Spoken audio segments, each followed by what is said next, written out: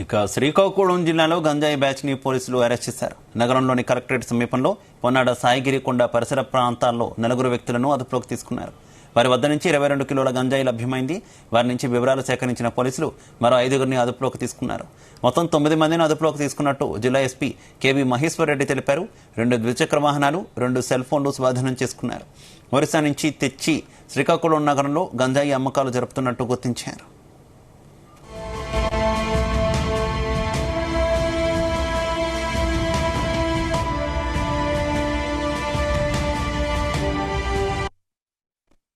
ఇందులో మనకి టోటల్గా రఫ్లీ 22 కిలోస్ గంజాని సీజ్ చేయడం జరిగింది. దాంతోపాటు ఒక 2 బైక్స్ని 4 మొబైల్ ఫోన్స్ కూడా సీజ్ చేశారు.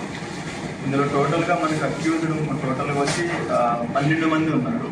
అందులో 9 మందిని అరెస్ట్ చేయడం జరిగింది. వీళ్ళలో శ్రీకాకుళంకి సంబంధించి 7 మంది ఉన్నారు. అండ్ బ్యాక్వర్డ్ లింకేజ్ వచ్చి మనకి 2 ఒడిస్సాకి సంబంధించిన వాళ్ళు ఉన్నారు. వీళ్ళు కాకుండా ఇంకొక 3 అరెస్ట్ కావాల్సిన వాళ్ళు కూడా ఉన్నారు. వాళ్ళని కూడా అరెస్ట్ చేసిన తర్వాత ఫర్దర్ మనకి ఏదైనా బ్యాక్వర్డ్ లింక్ కానీ ఫార్వర్డ్ లింక్ కానీ ఏదైనా ఉంటే వాళ్ళని కూడా అరెస్ట్ చేస్తాం. ఫర్దర్గా కూడా ఇన్వెస్టిగేషన్ చేసి ఇందులో మనకి చైన్ లింక్లో ఇంకొకటి తెలిసింది ఏంటంటే కన్జ్యూమర్స్ ఎవరైతే ఉన్నారో, ఎవరైతే దీన్ని గాంజాని యూజ్ చేస్తున్నారో వాళ్ళని కూడా కొంతమందిని ఐడెంటిఫై చేయడం జరిగింది. సో వాళ్ళకందరికీ ఏంటంటే ప్రొసీజర్ ప్రకారం మనం రీహాబిలిటేషన్ సెంటర్కి పంపించి అక్కడ వాళ్ళకి కౌన్సిలింగ్ ఇచ్చి ఫర్దర్గా నెక్స్ట్ ప్రాసెస్ ఏం చేయాలి అది మనం కంప్లీట్ చేస్తాం.